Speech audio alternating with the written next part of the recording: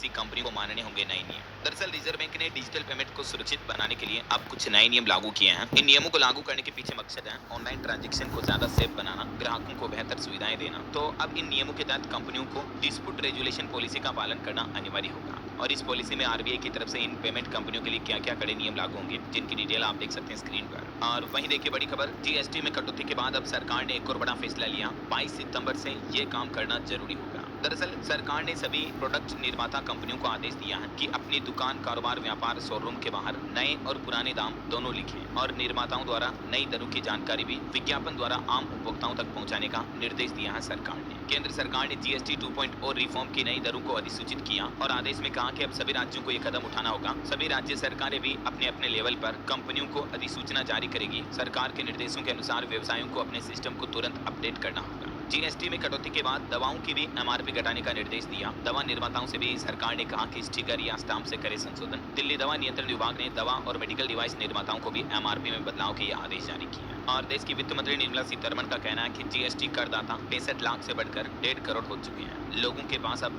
ज्यादा नकदी है। वित्त मंत्री ने बीते दिन कहा कि जीएसटी में सुधारों से अर्थव्यवस्था में 2 लाख करोड़ रुपए आएंगे।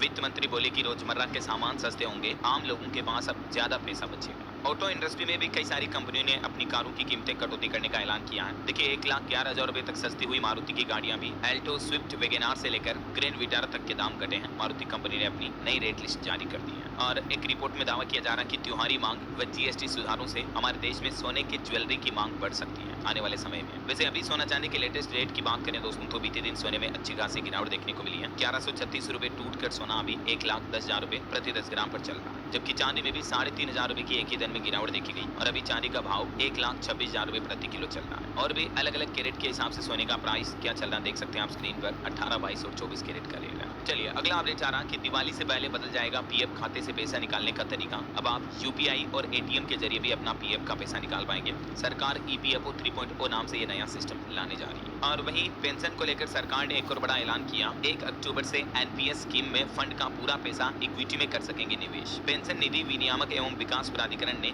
गैर सरकारी क्षेत्र के लिए एनपीएस में सुधार का ऐलान किया है। अब पेंशन निधियां ग्राहकों के लिए विशेष योजना बना पाएंगी, जिससे वे एनपीएस के माध्यम से अपना भविष्य सुरक्षित कर सकें। और इस नियम के तहत कर्मचारी अपनी निधि का 100% तक इक्विटी में निवेश कर पाएंगे। ये बदलाव 1 अक्टूबर 2025 से लागू होगा। और इस बदलाव से कर्मचारियों को क्या फायदा होगा देख सकते हैं आप। वो अपने पैसे को बिना लिमिट के इन्वेस्टमेंट कर पाएंगे। और वहीं देखिए दोस्तों, एनपीएस और एपीवाई दोनों ही ग्राहकों के लिए एक बड़ा अपडेट सामने आ रहा। पीएफआरडीए ने सीआरए के चार्जेस में भी बदलाव किया है। 1 अक्टूबर के बाद अब आपको ये चार्जेस शुल्क देना पड़ेगा। एनपीएस यानी नेशनल पेंशन सिस्टम और एपीवाई यानी अटल पेंशन योजना और भी जो सरकार की अन्य स्कीम्स हैं, उनके सब्सक्राइबर्स के लिए नए चार्जेस का ऐलान किया गया है। अथॉरिटी का कहना है कि ये नए चार्जेस जो हैं 1 सितंबर 2025 से लागू होंगे।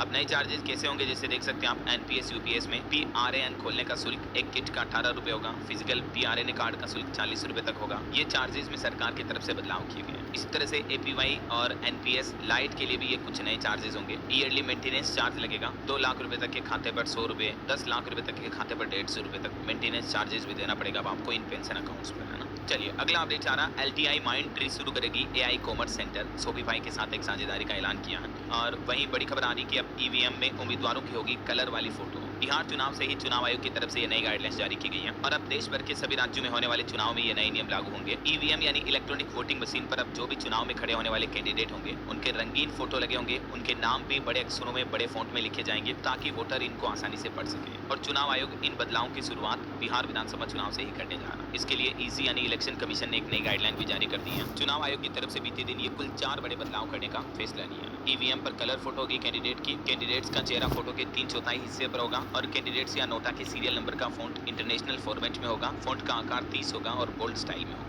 वहीं चुनाव आयोग का कहना है कि बिहार की तरह देश भर में चुनावी मतदाता पुनरीक्षण एसआईआर होगा, वेरिफिकेशन होगा। आधे से ज्यादा वोटर्स को पेपर नहीं दिखाने होंगे, लेकिन 1987 के बाद जन्मे नए वोटर्स को पेरेंट्स के दस्तावेज दिखाने होंगे। चलिए अगली खबर देखिए, एक्सपोर्ट पर वाणिज्य मंत्री पीयूष गोयल बोले कि भारत का निर्यात 6% बढ़ेगा। देश $30 ट्रिलियन की अर्थव्यवस्था बनने की राह पर है। और वहीं देखिए, एमएसएमई फॉर भारत प्रोग्राम के तहत खेल सामानों के निर्यात से उत्तर प्रदेश मेरठ की वैश्विक पहचान बनने जा रही है। बड़े स्पोर्ट्स ब्रांड बाजार में धमाल मचा रहे हैं। ये लेटेस्ट रिपोर्ट सामने आ रही है, देख सकते हैं आप। और वहीं देखिए, पराली जलाने के मामले पर सुप्रीम कोर्ट ने कहा कि पराली जलाने वालों की गिरफ्तारी क्यों नहीं करती राज्य सरकारें, सिर्फ जुर्माना लगाना ही काफी नहीं है। सुप्रीम कोर्ट बोला कि किसान हमारे अन्नदाता हैं, लेकिन हमें पर्यावरण को भी बचाना जरूरी है। तो इसलिए जो किसान भाई लोग पराली जलाते हैं, नियमों का उल्लंघन करते हैं, तो उनके लिए समय रहते कदम उठाना जरूरी है, ये सुप्रीम कोर्ट का कहना है। और वहीं कर्नाटक में देखिए एक बड़ी चोरी की घटना हो गई दोस्तों। एसबीआई बैंक से 21 करोड़ की डकैती की गई। सेना जैसी वर्दी में आए लुटेरे और पूरे बैंक के स्टाफ को बंधक बना लिया, 20 किलो सोना लेकर फरार हो गए। कर्नाटक के विजयपुरा के एसबीआई ब्रांच में ये बड़ी डकैती देखी गई। और ये एक मामला देखिए अरुणाचल प्रदेश में शिक्षकों की नियुक्ति के लिए 90 छात्राओं ने 65 किलोमीटर का पैदल मार्च निकाला।